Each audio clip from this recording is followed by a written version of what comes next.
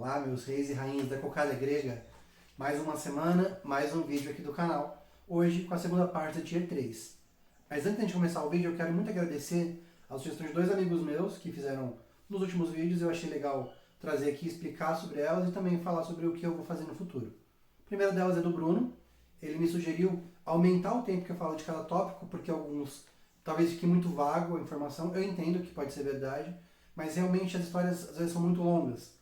Então, para não ficar um vídeo muito longo, eu prefiro fazer esse resumo legal aqui. E no futuro eu vou fazer vídeos mais longos sobre cada um dos tópicos que são mais interessantes e que eu acho que vale a pena entrar em detalhes mais profundos. Então, pretendo trabalhar isso. Obrigadão mesmo, Bruno.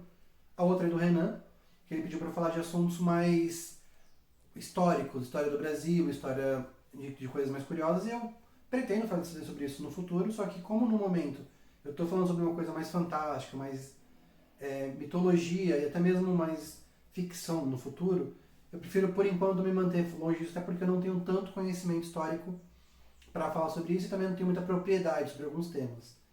Dito isso, vamos em frente, já que eu já falei sobre o que significa esse tier na semana passada, vamos direto para os assuntos. Começando com o Rei Midas, ou o Toque de Midas. Basicamente, essa é uma história que eu acho muito legal como um conto sobre cuidado com o que deseja. E assim, tem como toda a história bastante versões, mas a minha favorita é a seguinte. O deus Pan, ou também chamado de Sileno, dependendo da situação, ajudou a criar o deus Dionísio. Quando ele era bebê, ele foi protetor dele e, por conta disso, Dionísio tinha muito carinho por ele como pai. Esse deus ele se perdeu depois de uma grande bebedeira nas festas de Dionísio e acabou indo parar nas terras do Rei Midas. Como o Rei Midas foi legal com ele, protegeu ele, deixou ele por 8 dias descansando lá, quando Dionísio encontrou ele, ele permeou esse Rei Midas com uma escolha de um desejo. Ele pediu o que ele quisesse, e ele pediu ter o poder de tocar tudo que ele pudesse e virar ouro. Ele era uma pessoa que gostava muito de coisas de ouro. Deus Dionísio achou meio estranho, mas aceitou. Ele já começou a pegar um galinho no chão, virou o armo dele, pegou uma pedra. E aí ele ficou super feliz, achando que tinha sido a melhor escolha do mundo. E quando ele chegou em casa, ele, beleza, tudo certo, vários pedaços de ouro com ele. Foi comer, quando ele pegou na comida, no pedaço de pão, virou ouro. Foi tomar o suco dele, virou ouro na boca dele. E aí ele percebeu que ele fez besteira. Ele ficou desesperado porque ele começou a tentar tudo que ele podia para comer e beber, não conseguia. E aí ele, depois de alguns dias quase morrendo de fome, ele começou a rezar para o deus Dionísio e falar, olha, e aí, o que aconteceu? Pelo amor de Deus, me ajuda, eu não quero mais ter esse toque. O deus foi até ele e falou, olha, eu sabia que ia acontecer isso. Então, o que você precisa fazer vai até um local com água corrente, lava tudo que você encostou. Ah, inclusive uma coisa que eu não falei, ele até encostou na filha, a filha dele virou ouro. Mandou ele até um local de água corrente, lavar tudo com a água corrente, o que ele tinha transformado em ouro, que voltaria ao normal. E assim aconteceu. Deu tudo certo naquele momento. E aí ficou tudo bem até o próximo ponto da história dele, que ele foi chamado para verificar uma disputa entre um sátiro e o deus Apolo, uma disputa musical. O sátiro tocava uma flauta super bem, mandou muito bem, e o Apolo tocou a lira dele. O juiz da competição decidiu que o Apolo era o campeão porque ele preferiu não irritar um deus. Só que o deus Midas, o rei Midas ficou puto, porque ele falou, não, como assim, o sátiro tocou muito melhor. E aí Apolo foi lá e transformou as orelhas dele em orelhas de burro, e ele, para esconder isso das pessoas que trabalhavam para ele, para os seus escravos, tudo, ele começou a usar um turbante que escondia as orelhas, e a única pessoa que sabia das orelhas dele era o barbeiro. E ele, como ele ameaçou matar de morte se ele contasse para alguém, o barbeiro começou a ficar desesperado porque ele queria contar para alguém, porque era uma coisa ridícula.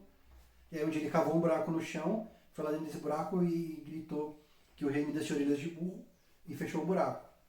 Desse buraco foi criado uma árvore chamada junco, que quando o vento batia, o som que passava por ela parecia dizer que o rei Midas tinha orelhas de burro.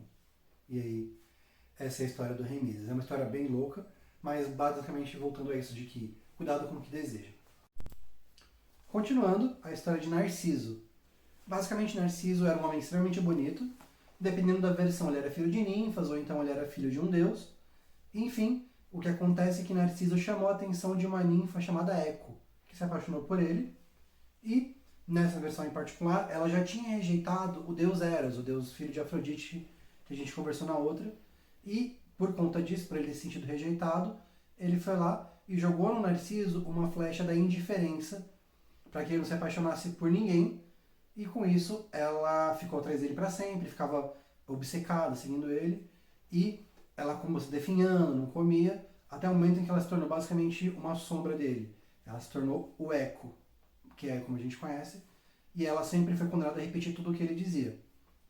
Depois de um tempo, o Narciso, nessa questão de não se apaixonar por ninguém, chamou a atenção da história de Afrodite, porque como ninguém, todo mundo ficava louco de amor por ele, mas ele não se apaixonava por ninguém, eventualmente, um dia ele foi tomar banho, ou em outras versões tomar água, depende do que se diz, olhou no reflexo, e pela primeira vez ele se apaixonou por alguém, ele mesmo.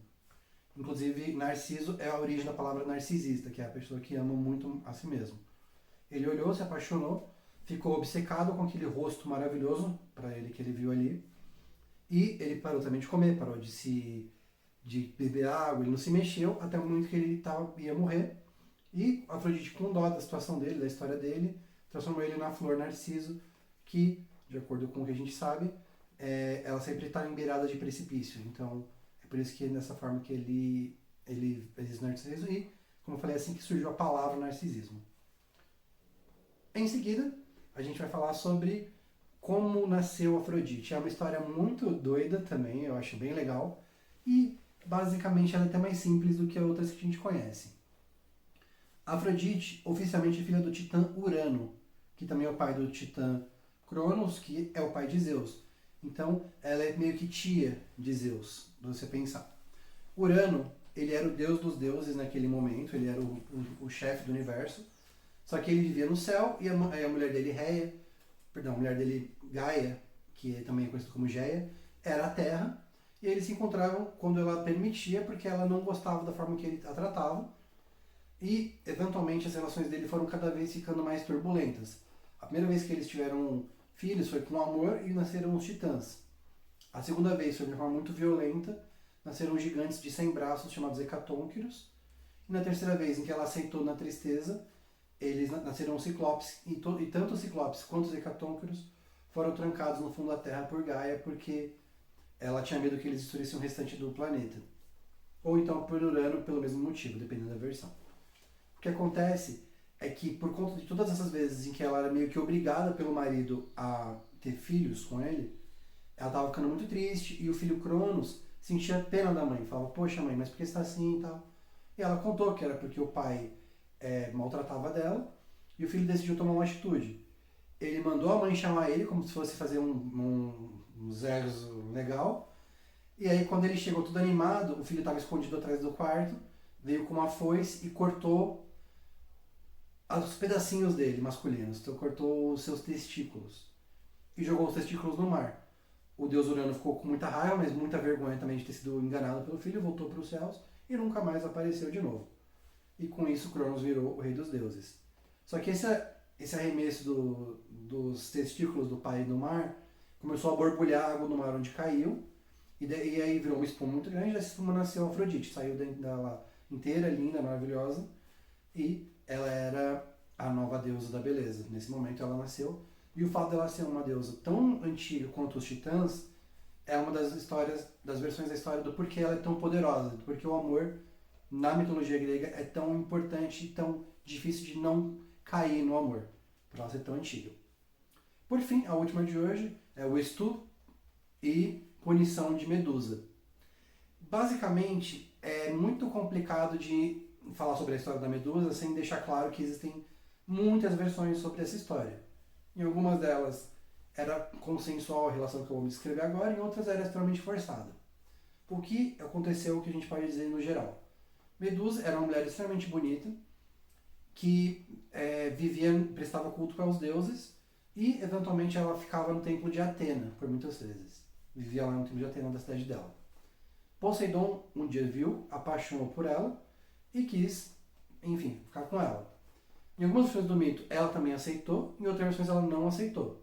O que a gente sabe ela ficou famosa por ser uma amante de Poseidon, e nas duas versões principais, Atena ficou sabendo disso. Em uma das versões, Atena ficou com inveja dela ter sido tão exaltada por ter sido mulher de Poseidon, a Medusa, e na outra ela ficou enfurecida porque eles estavam fazendo sexo, consensual ou não, dentro do templo dela.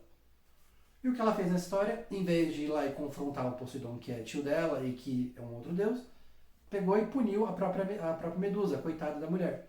Foi lá e transformou ela numa criatura horrorosa, em cabelo de serpente. O olhar dela, quando olhava para alguém, petrificava a pessoa. Ficou com garras. Ela basicamente virou uma criatura horrível, horrível, que Poseidon não queria mais saber dela depois disso. A Medusa ficou muito triste, foi morar numa caverna e, eventualmente, por conta de dó dela, ela transformou as irmãs também em criaturas assim, ao invés de transformar ela de volta. E elas começaram a morar juntas e eram chamadas de górgonas.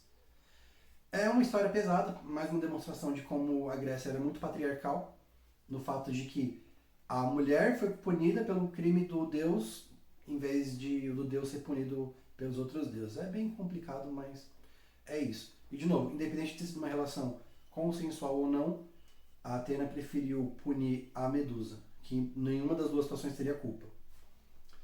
Pesado. E é isso. Basicamente é esse o vídeo, gente. Hoje era mais curto mesmo, como falei, porque as histórias eram menores mesmo e também tinha menos do que o último vídeo. Obrigadão por terem assistido. Não esqueçam de compartilhar, de dar like, se inscrever se você não é inscrito no canal ainda. E é isso. Até semana que vem. Muito obrigado por ter assistido e tchau.